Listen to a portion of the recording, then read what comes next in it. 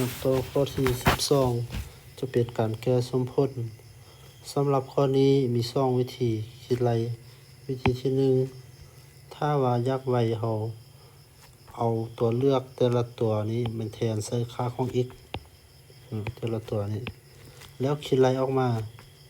ถ้าว่าทั้ง2ฝั่งนี้เท่ากันฝั่งซ้ายกับฝั่งขวาเท่ากันแสดงว่าเป็นตัวเลือกหรือว่าเป็นคำตอบวิธีที่2เขาจะแก้สมพลโดยปกติแต่ว่าอาจารย์จะมาแก้สมพลโดยกงเลยเนาะจากบทเลขหาร2ของ6ลบ 4x ลบ x กำลัง2เท่า x บวก 4ตัวนี้จากเงื่อนไข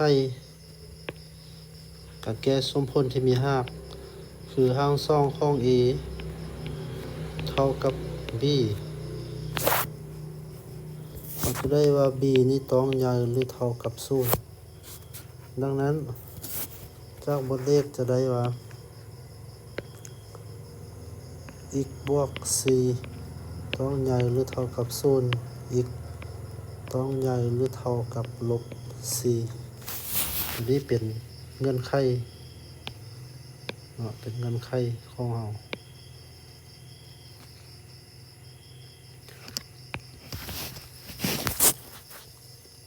แก้ตัวนี้เรายกกำลังสองทั้งสองฝากหรือขึ้นกำลังสองทั้งสองฝาก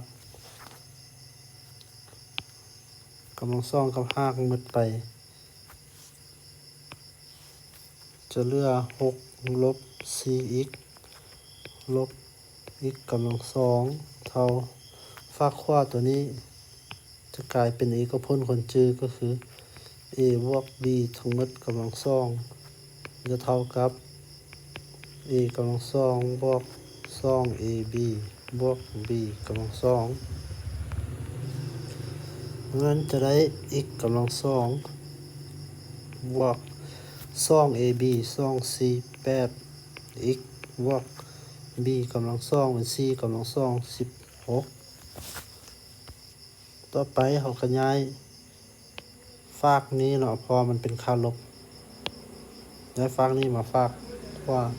แต่ว่าอาจารย์จะเขียนตัวนี้ขึ้นก่อนจะได้ x กำลัง2บวก 8x บวก16เท่า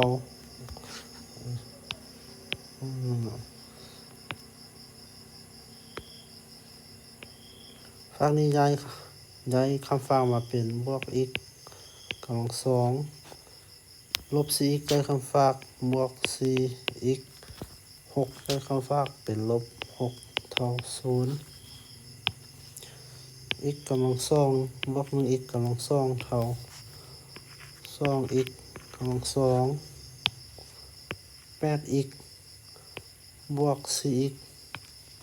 เท่าบวก 12x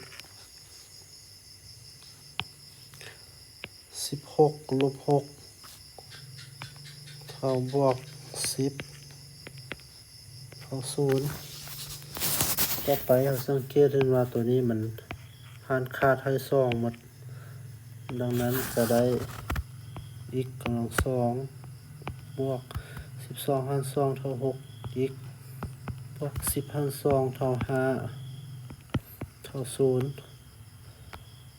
วันนี้เขาเรียกเป็นส่วนคูณอีก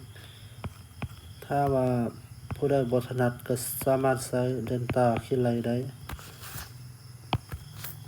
วันนี้เอาเลขยังมาบวกกันแล้วเท่ากับ6แล้วเอา2ตัวเลขกันมาคูณกันเท่ากับ5จะมีแต่บวก1กับบวก5ต่อไปเอาแต่ละส่วนคูณเท่า0 x บวก1เท่า0หรือ x บวก5เท่า0 x เท่าลบ1ว่าบวก1ย้ายเข้าฝากก็ไม่เท่าลบ x เท่าตัวนี้ก็ x บวก5ย้ายเข้าฝากก็ไม่เท่าเป็นลบ5สังเกตเห็นว่า